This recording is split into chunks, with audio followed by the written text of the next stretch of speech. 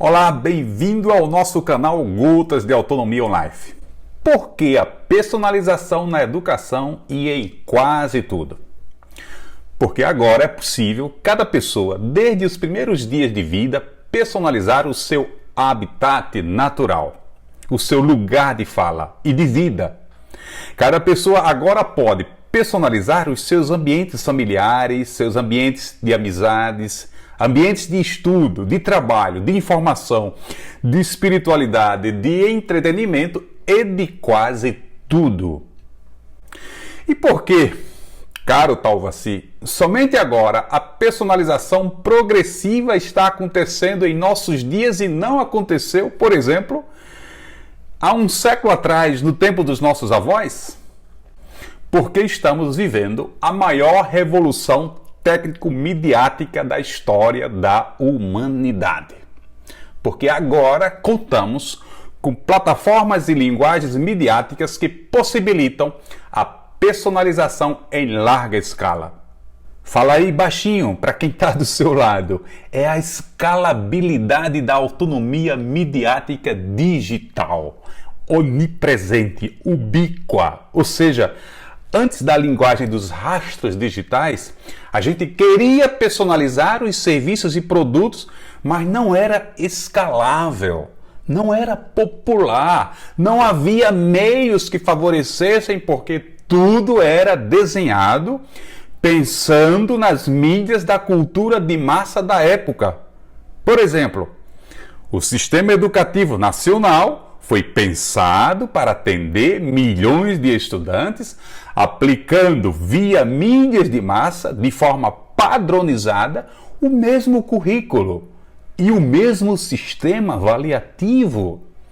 Vamos criar uma rádio nacional e aplicar nela todos os dias, às 7 da noite, a Voz do Brasil, para que os milhões de brasileiros escutem passivamente as mesmas notícias enviesadas pelos conflitos de interesses do governo em exercício? Para aí, Talvaci, com isso você quer dizer que antes da internet não havia personalização nas relações, serviços e produtos? É isso? Havia sim. Porém, de forma muito acanhada e quase impossível. Por quê? Porque, repito, as mídias de natureza unidirecional disponíveis não favoreciam, elas não foram desenhadas para a personalização das relações, produtos e serviços. Por exemplo, era escalável a personalização de um canal televisivo? Claro que não.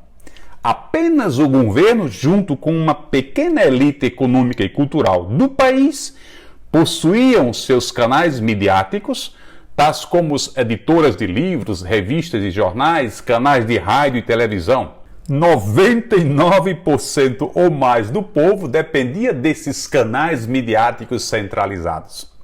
Além do mais, a interação do povo com esses meios de comunicação de massa era quase zero. Isso significa dizer que praticamente tudo que a elite política e econômica divulgavam na mídia era engolido quase como dogma de fé pelo cidadão.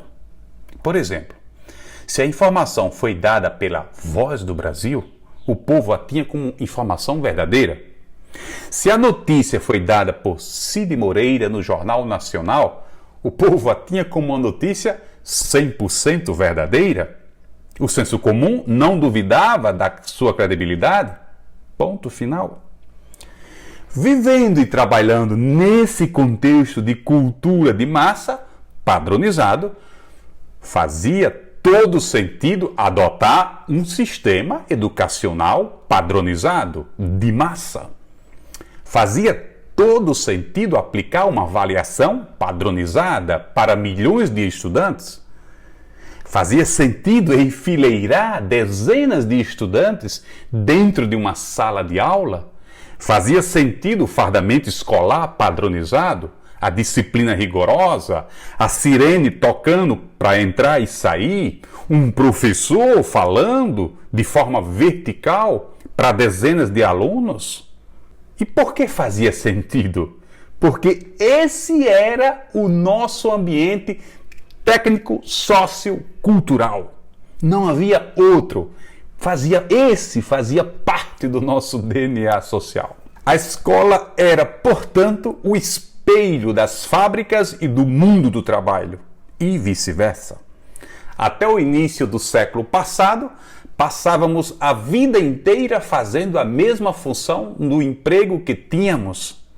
Se eu trabalhasse imprimindo papel, pronto, faria aquilo até me aposentar. Se eu fosse professor, passava a vida inteira usando as mesmas ferramentas, aplicando os mesmos conceitos, sem necessidade de aprender técnicas novas, porque tudo era padronizado.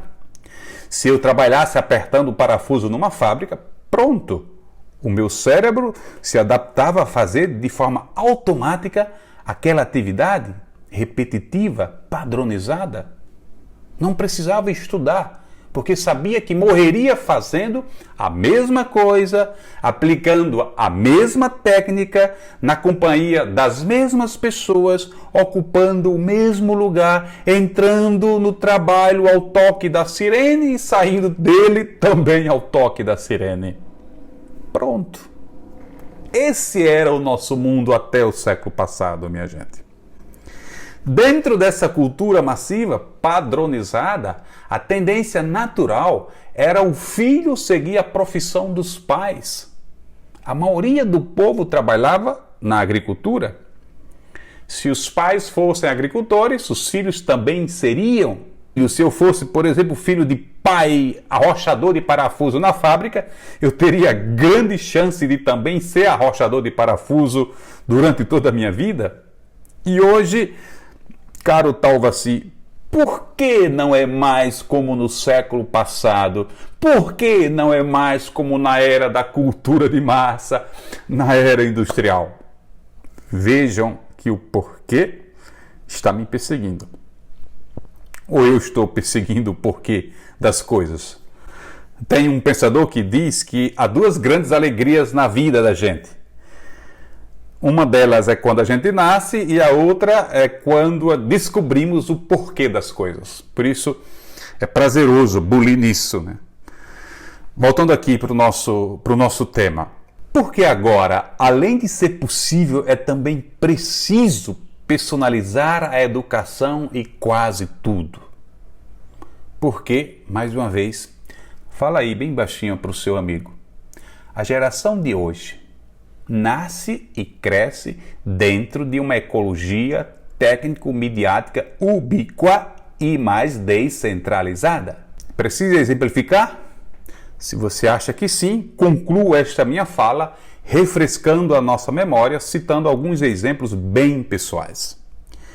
Meus avós morreram sem ter tido a oportunidade, assim como eu, de possuir um canal no YouTube e nele compartilhar minhas leituras de mundo, minhas pesquisas e o meu desejo de ajudar as pessoas a compreender, por exemplo, o porquê da personalização possível na cultura digital emergente. Meus avós morreram sem ter a liberdade de escolher canais midiáticos variados para ficar por dentro dos acontecimentos da região. Aliás, meus avós paternos morreram sem possuir um rádio em sua casa. Morando no sítio, sem energia elétrica, as informações sobre qualquer coisa vinham das pessoas com quem eles tinham contato. Hoje, além de eu ter meus próprios canais personalizados, como por exemplo este canal aqui no YouTube, o meu site Autonomia Online, o meu blog, o meu perfil no Twitter, no Facebook, no Instagram, no Telegram, no WhatsApp. Além de ter tudo isso, eu posso escolher entre as dezenas de jornais, revistas e portais de notícias na internet, aqueles que mais se aproximam à minha personalidade, ao meu viés ideológico, político e religioso. No tempo dos meus avós, para estudar e aprender algo, eles recorriam a uma escola na zona urbana, precisavam andar quilômetros para chegar lá. Depois, sentariam silenciosamente numa das cadeiras posicionadas em fileiras dentro da sala de aula e esperariam do professor o momento em que ele daria as respostas às perguntas que estavam no livro do estudante, ou outra dúvida qualquer que estivesse na cabeça do próprio estudante. Por que personalizar hoje? Porque hoje a resposta para qualquer pergunta ou qualquer curiosidade está a um clique de distância. Já dizia o profeta McLuhan do século passado. Quando se acende uma tela de computador em sala de aula, os muros da escola se diluem, desaparecem. Ou seja, o celular conectado hackeou o livro do professor. Ele não é mais o sacerdote do saber.